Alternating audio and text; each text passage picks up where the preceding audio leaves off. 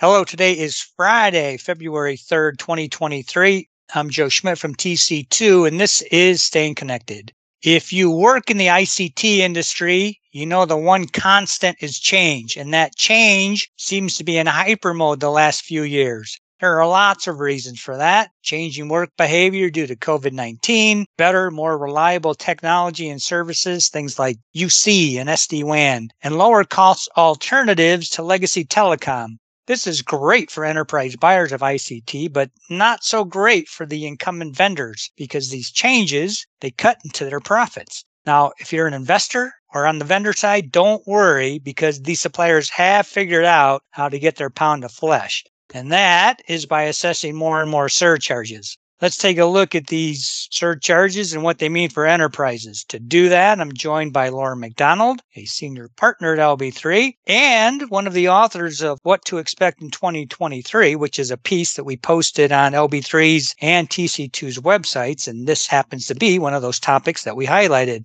And we are also joined by my fellow TC2 director, Theresa Knutson. Hey, Theresa and Laura, welcome back to Staying Connected. Hey, Joe. Thanks. It's great to be back. Joe, thanks for having us back. This is an important topic, and so I'm glad we get a chance to expand on what we wrote and to get Theresa's thought because she's a real leader in this area. Well then, Theresa, let me start with you. To offset the lost revenue, it seems that vendors keep inventing new surcharges or increasing existing surcharges to supplement their diminishing service revenue. How is a company supposed to budget for these surcharges? I mean, they're not in the contract, right? Yeah, you're absolutely right. These regulatory and other pseudo-regulatory fees are not in the contract. They're actually buried in the vendor service guides. So budgeting and forecasting for telecom spend has always been a challenge. Even for the most sophisticated companies who have a great handle on their inventories and their costs, they really struggle with how to correctly budget and forecast for the ever-changing landscape of regulatory and related fees imposed by vendors on services. The big fee, USF, is adjusted quarterly by the FCC. And this USF rate trickles down to other vendor-imposed pseudo-regulatory charges that the vendors have created. All right, so USF, that's a real surcharge imposed by the government on the suppliers, though technically the vendors don't have to pass it on, and, well, we know that they do. So generally speaking, the clients that I work with, they do understand USF and where it applies. What they don't have a great handle on is how to deal with these quarterly changes in USF or UCC in AT&T speak. And as we pointed out on lots of past podcasts, these changes can be significant. So what is an enterprise supposed to do, Laura?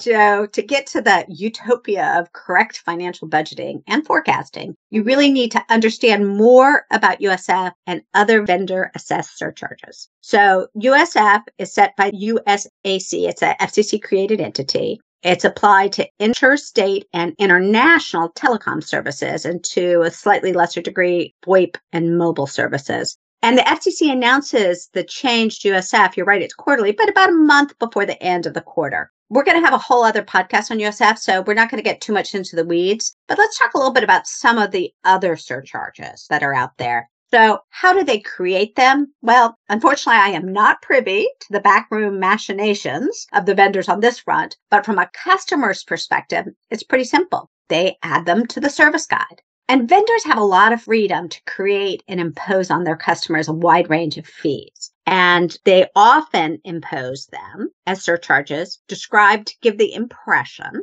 that they are government-imposed fees instead of building them into the baseline or unit or usage fees. And two quick examples that come to mind on this are the property tax allotment surcharge and the USF administrative fee surcharge.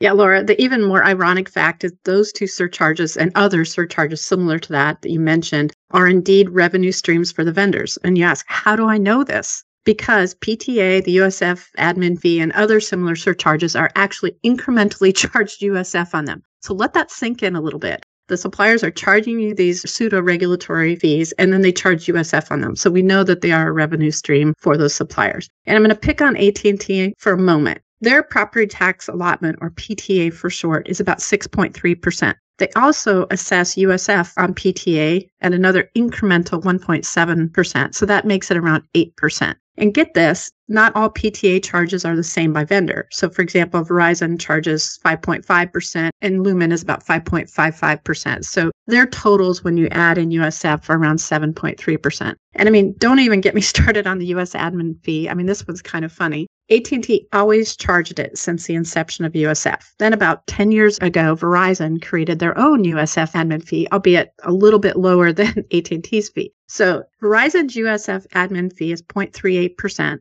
AT&T is 1.71% and Lumen's is 1.5%. So I guess what I interpret from that is that Verizon is much more efficient than their competitors in administering USF. And if you're asking yourself, do the vendors actually charge USF on the USF admin fee? The answer is absolutely. Of course they do.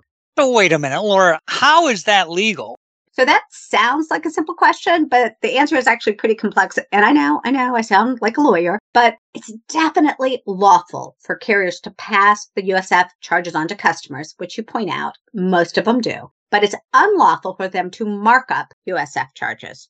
And as for these other charges, some of which Theresa just mentioned, well, folks need to know that carriers, they absolutely have a regulatory cost, but the FCC gives them wide discretion on how they recoup those charges. So in general, the FCC allows carriers to impose other charges to cover their expenses as a line item. And this includes the right to impose the administrative charge that Theresa mentioned above, which is really just allowing them to recover the cost of complying with USF, which is billing you.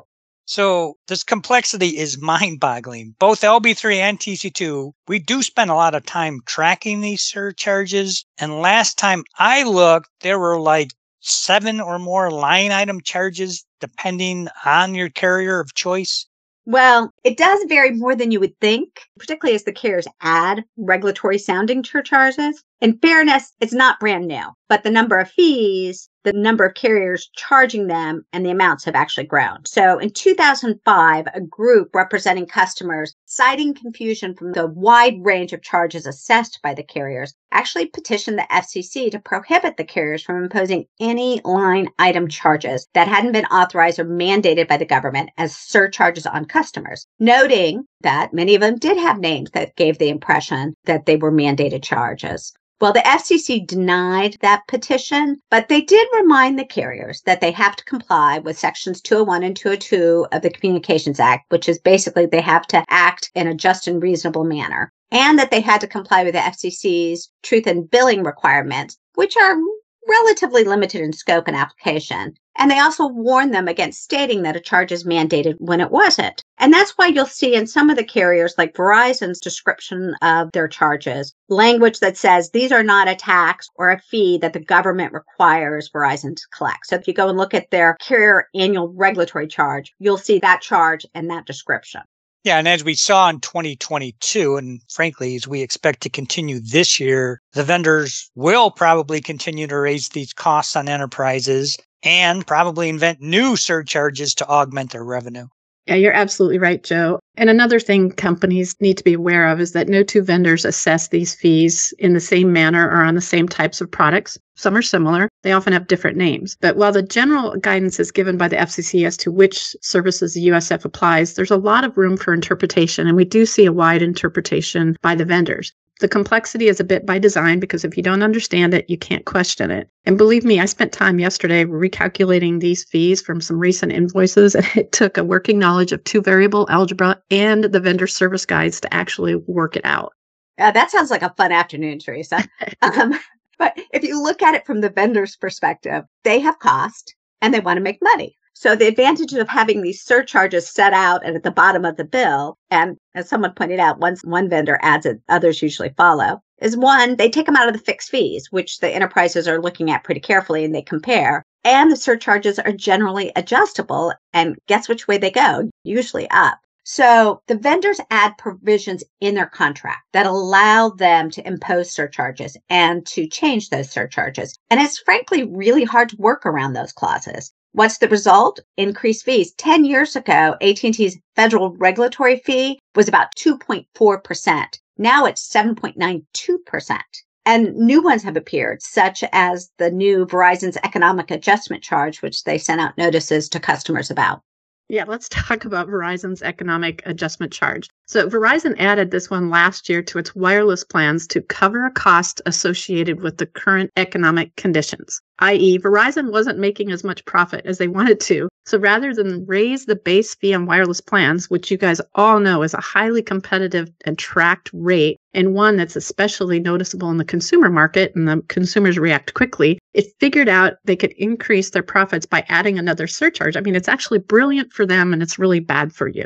Now, we've highlighted a lot of fees and charges on this podcast, and a few percent here, a few percent there. That doesn't sound like much, but enterprises need to know on certain domestic services that surcharge regulatory fee overhead, it exceeds 50% of the cost of services. And frankly, we expect that to increase in 2023. So understanding how these surcharges and regulatory fees impact a company's spend, well, it's critical to building a reliable budget for your telecom spend. And it's also an essential factor if you are taking your services out to bid. Now, you might think that your vendor account team has a handle on it. They don't. In our experience, account teams likely are not experts on these surcharges and the related fees. Yeah, absolutely. And if you're planning to do a competitive bid in 2023, it's critical that you have the suppliers provide not only their base costs, but also outline their USF and related surcharge and fees in their submissions and clearly state which services these items apply. It can be applied to access. Is it access and ports? Is it, not on DIA? Is it over here, over there? I mean, it's really complicated. So they need to clearly articulate which services these fees relate to. So while the base costs are really critical to compare between the suppliers at first pass, really savvy enterprises need to look at the total cost of ownership, which includes USF and these related vendor assessed surcharges. And as a side note, when I'm doing procurements and doing TCO comparisons, I typically don't model state and federal taxes, as those generally are applied on a consistent basis across suppliers. But USF and surcharges are absolutely not applied on a consistent and similar basis. And remember my tip about where you find these fees. You're not necessarily going to see them in your written contract. What you're going to see is a reference to the service guides, and they're going to be built into the service guides. Joe and I covered in a recent podcast the importance of service guides and understanding them and actually reading them. And this is another example of that. That's where they sit for the most part. And suppliers usually, because of the way that these are named, will call these, something regulatory cost recovery charge. So you might just assume that they're a mandated charge, and they may not be. So you need to take that and factor in, as Theresa says, your decision making and how the carriers vary on this. So definitely look at those, look at them at least quarterly so that you can update your forecast and anticipate any significant movements in what you're going to be charged because of these fees. All right. Thank you, Laura. Thank you as well, Theresa. It's crazy how the vendors can just add these fees and surcharges to their invoices. But knowing that they do can help you set a strategy on how to deal with the inevitable. This is pretty complex stuff. So if you need help understanding these costs, navigating the online guides, heck, even finding the online guides, we are here to help. So you can contact Theresa, Laura, me, or any of our LB3 and TC2 colleagues by giving us a call or dropping us an email. You can also stay current by subscribing to Staying Connected, by checking out our websites, and by following us on LinkedIn.